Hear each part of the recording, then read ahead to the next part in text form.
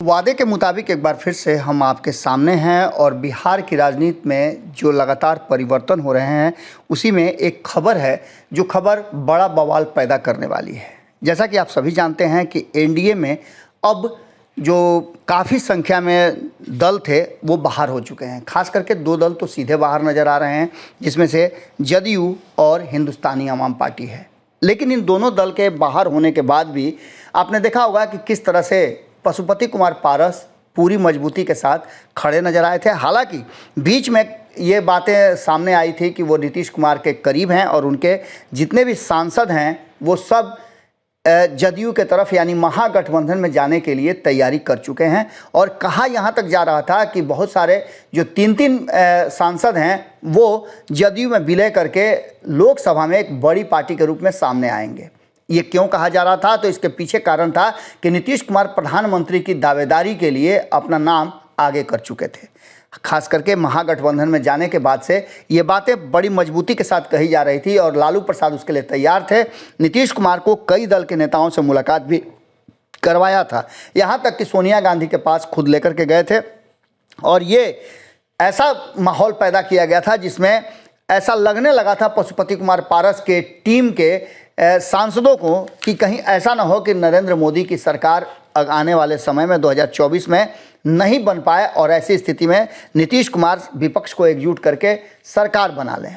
तो बेहतर होगा कि नीतीश कुमार के साथ ही चला जाया जाए। लेकिन अचानक से आपने देखा कि किस तरह से एक बैग ये प्लान बदला और इसकी चर्चा के बीच पशुपति कुमार पारस के राष्ट्रीय लोक जनशक्ति पार्टी को प्रेस कॉन्फ्रेंस करके ये बात स्पष्ट करना पड़ा कि वो नहीं जा रहे हैं जदयू के साथ। अगर ऐसा कुछ नहीं था तो उन्हें स्पष्टीकरण देने की ज़रूरत भी नहीं थी। लेकिन अब जबकि भारतीय जनता पार्टी ने स्पष्ट तरीके से चिराग पासवान को अपने खेमे में कर लिया है और चिराग पासवान को पूरा ऑर्डर दे दिया है कि वो जीत के लिए एनडीए के और खास करके भारतीय जनता पार्टी के दोनों उम्मीदवारों के लिए जितना भी हो सके वो प्रयास करें। इन सब स्थितियों में आपने देखा होगा कि पहले ही राष्ट्रीय लोक जनशक्ति पार्टी जो पशुपति कुमार पारस का खेमा है वो अपने स्टार प्रचारकों का लिस्ट भी जारी कर दिया था और उसके स्टार प्रचारक जो हैं वो मोकामा में प्रचार भी करना शुरू कर चुके थे और वहीं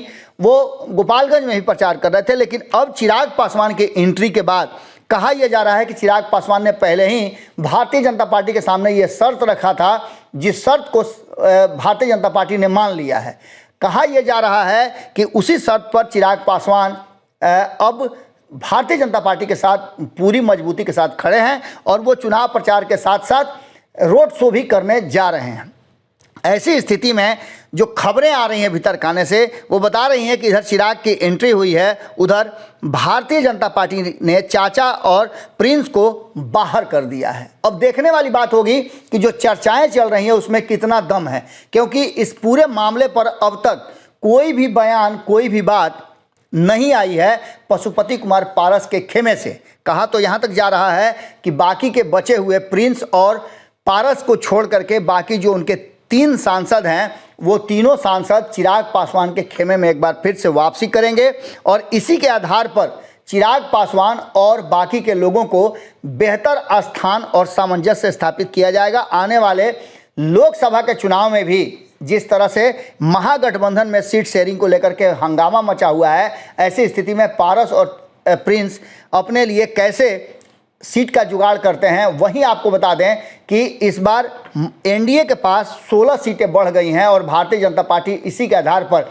अभी और भी कई दलों को अपने साथ जोड़ेगी, जिसमें कहा जा रहा है कि पशुपति कुमार पारस और प्रिंस के लिए कोई स्थान नहीं है। अब आगे देखना ये होगा कि इस पूरे बवाल में क्या कुछ निकल करके सामने आता है और पशुपति कुमार पारस और प्रिंस राज कैसे अपने राजनीति को आगे बढ़ाते हैं। पहले तो कहा यह जा रहा था कि रामविलास पासवान के नाम पर उनको एक बेहतर कहा जाए तो राजनीतिक विकल्प मिला हुआ था और उसी के आधार पर वो जीत करके आते थे। लेकिन चिराग पासवान के नाराज़गी के बाद क्या ऐसा संभव होगा?